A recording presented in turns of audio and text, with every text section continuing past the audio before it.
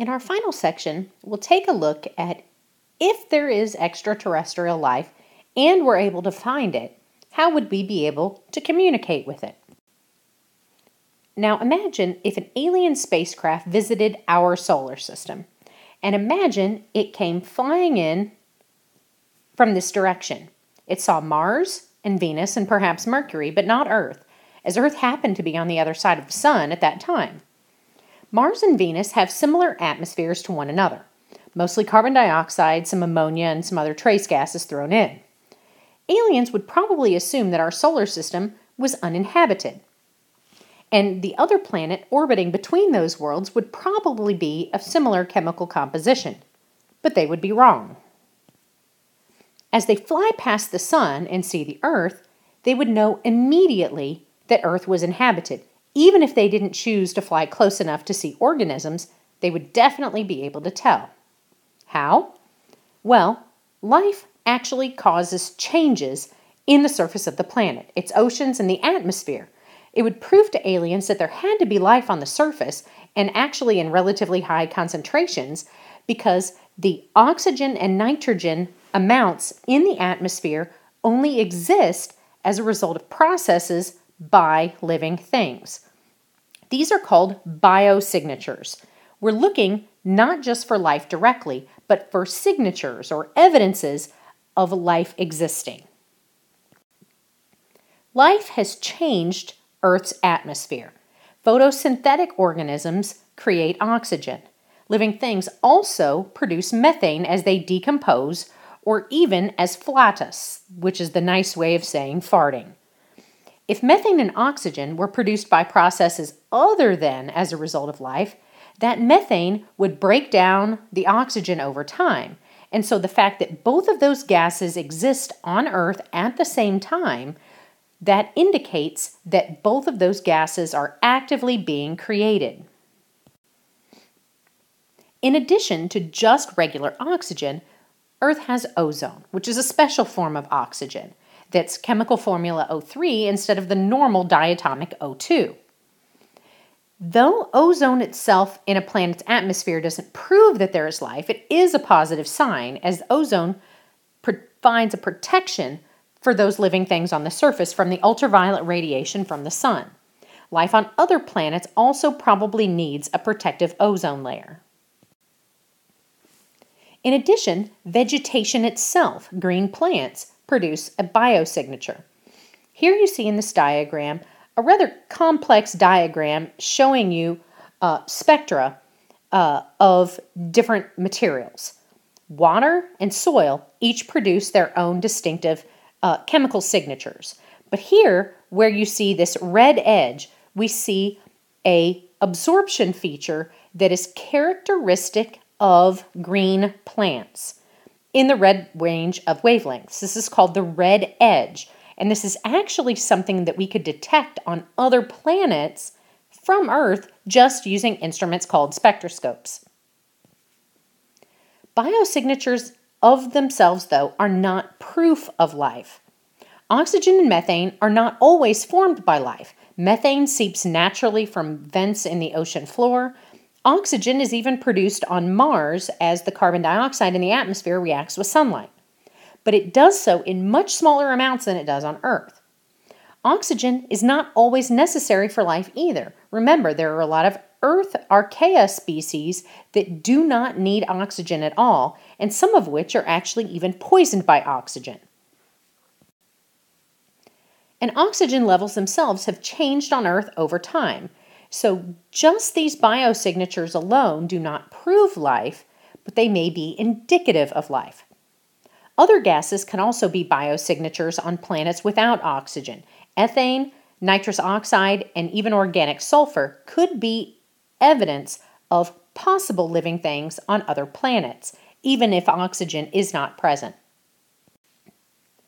Biosignatures, then, are just hints at the possibility of life.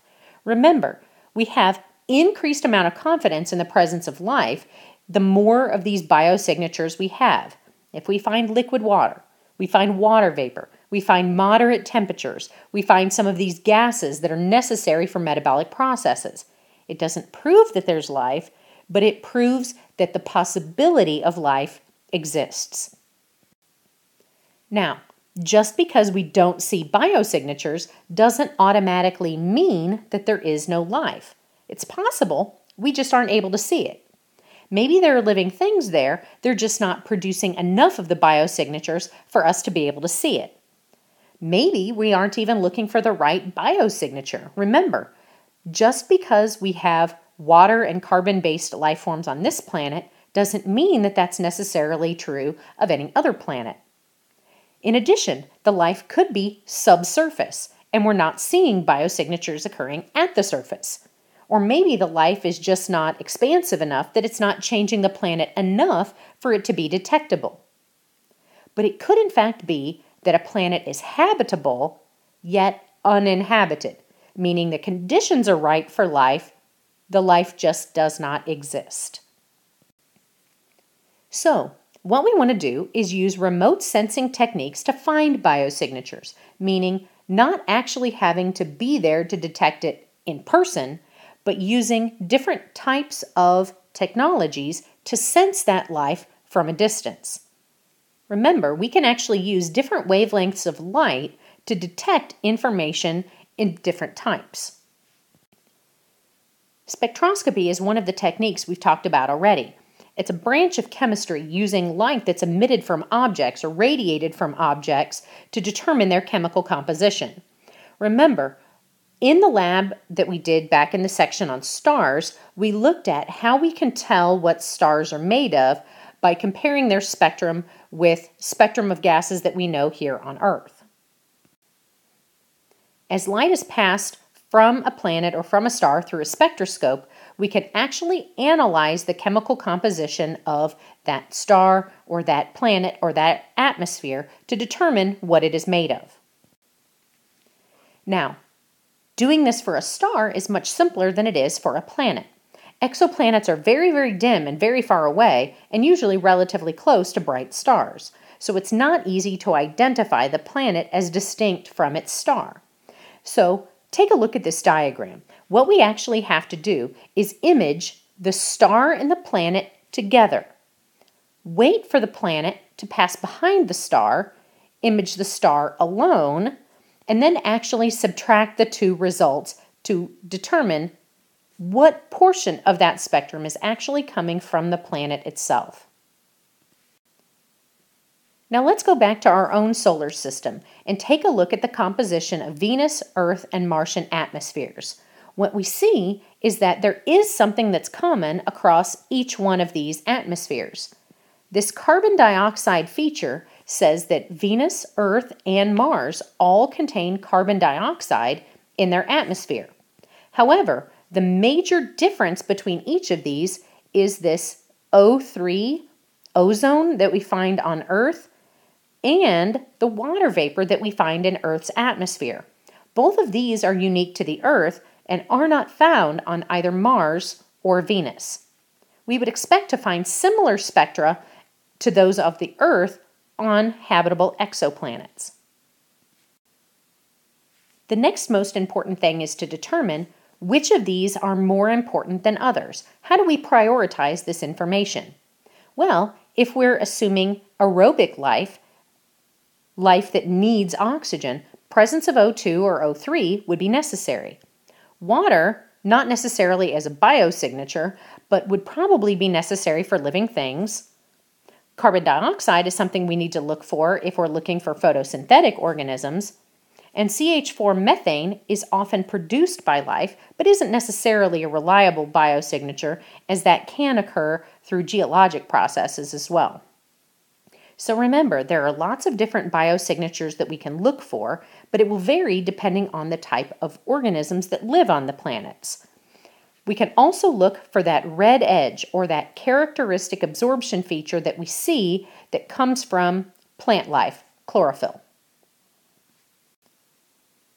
So what are some of the ways that we can actually look for this data?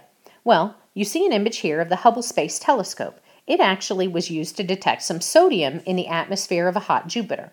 Now, though we wouldn't expect to find life on this kind of planet, it does show that we are detecting different types of elements in atmospheres. We've also found methane and carbon dioxide in other exoplanet atmospheres. We've even been able to detect water vapor with the Spitzer Space Telescope, which you may be able to remember is measuring in infrared wavelengths. This water and other carbon dioxide and other gas features that we are detecting with Spitzer also is found with other prebiotic molecules like cyanide, which, though not indicative of life itself, may mean that life is in the process of developing. Other telescopes, like the COROT, that belongs to the European Space Agency, is in the process of looking for extrasolar planets as well and assessing their habitability, though they aren't looking for biosignatures particularly.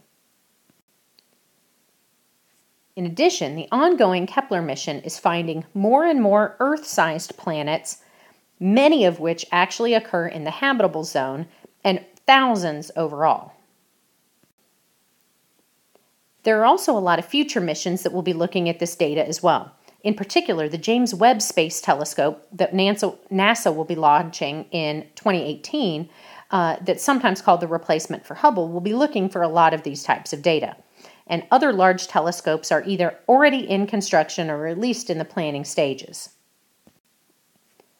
Now, we would like to know how likely it is that these missions will find extraterrestrial life. Here you see a picture of Frank Drake, an American astronomer who really wanted to know the answer to this question. And so he actually came up with an equation to try to estimate these numbers of civilizations in the universe that might be able to communicate with us using radio waves. This is his equation. It's named after him, called the Drake equation. Now, even though it looks kind of like a scary equation, it's basically just a series of multiplications. That here, each one of these individual terms is identifying a particular probability. The total number of communicating civilizations, groups of aliens with which we may communicate, is a factor of not only the rate of formation of stars, the fraction of those stars that would have planets, how many of those planets would be similar to Earth, the fraction of those which life develops on, the fraction of those in which the life becomes intelligent enough to be able to communicate, how many of them actually do communicate, and the lifetime of those civilizations. That last one is important because if a species dies out before it's able to communicate with us, how would we ever know that it was there? So what does Drake's equation predict?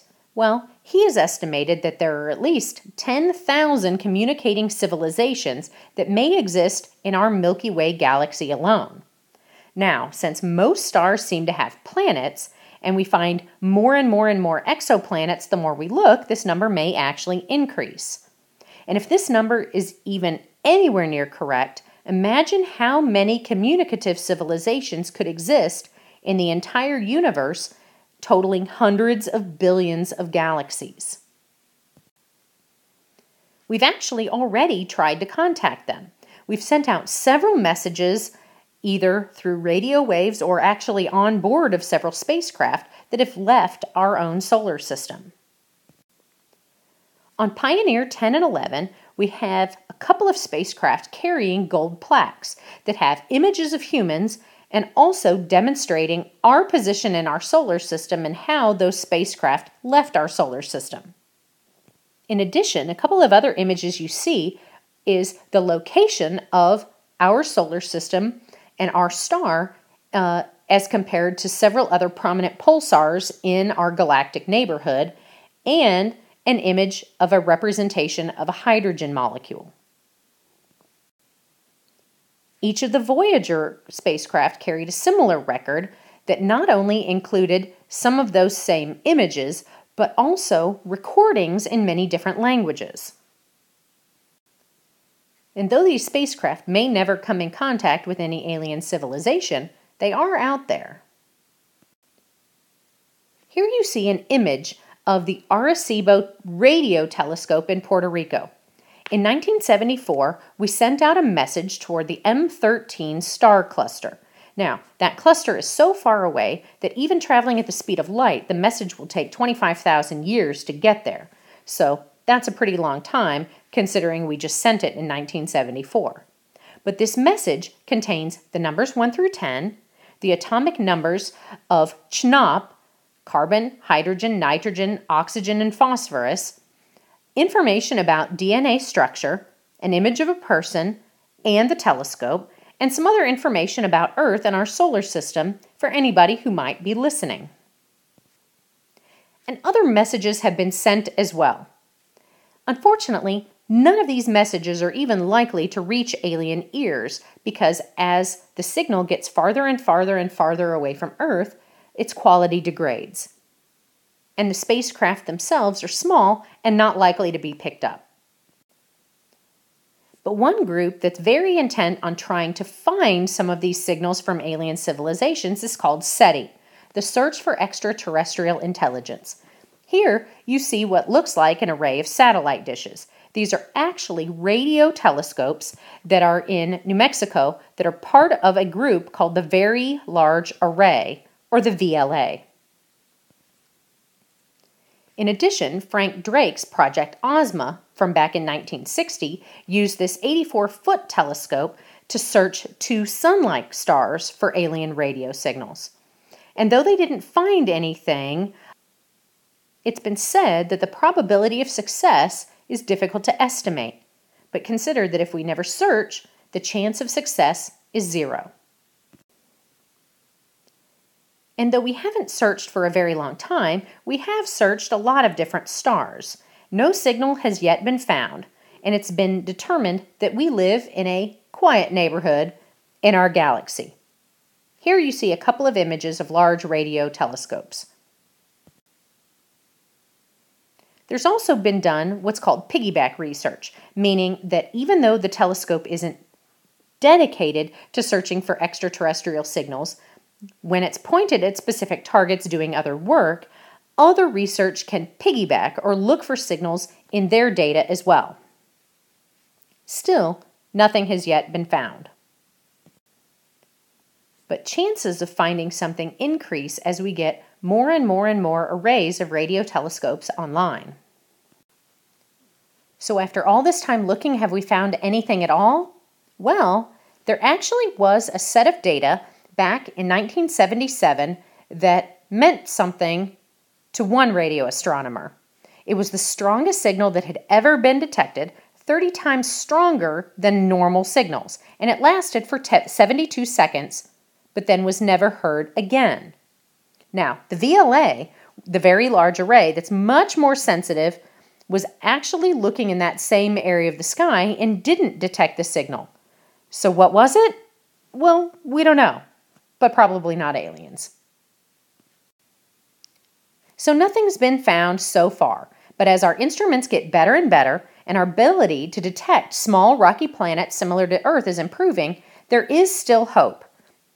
In this image, you can see another radio telescope array in Chile, and across here, an image of the Milky Way. Now, if there are intelligent civilizations out there, why haven't we been visited by them? Well, the Fermi paradox tries to explain why.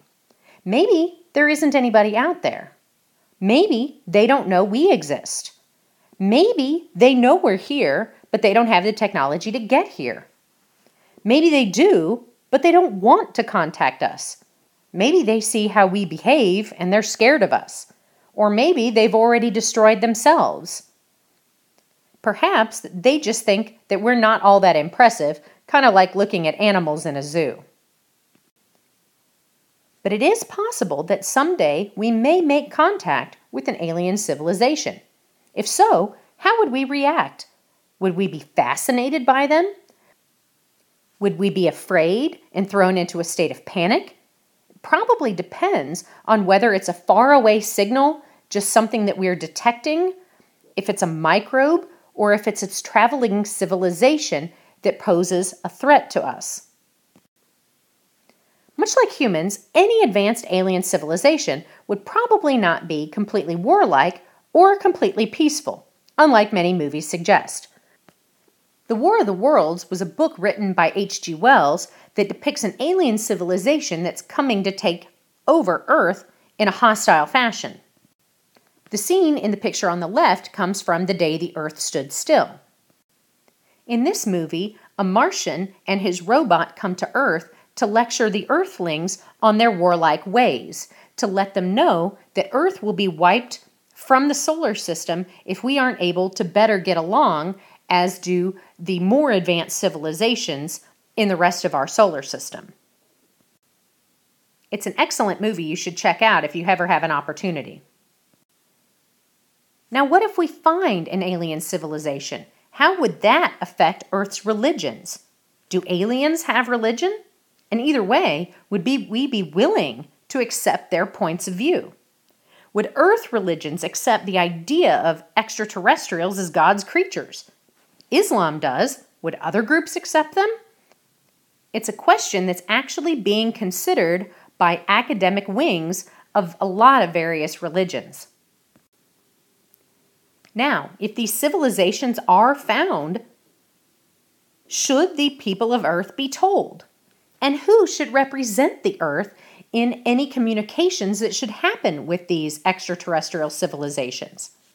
The United Nations, believe it or not, is actually working on plans for what should happen if we come into contact with alien civilizations. Should it be individual countries, or groups of countries, or scientists or astronomers that should attempt to communicate with them? Take a little bit and think about what you think should happen and who would best represent Earth as a civilization. In the final activity, you're going to create an alien. In your study of a planet, you find irrefutable evidence that life exists on that planet. You must first describe the planet. What type of star does it orbit? What is the classification of the star? How far away and what is the temperature of the planet? Density of the planet would determine its chemical composition. Then, describe your alien. What features does it have that enable it to survive on this alien world?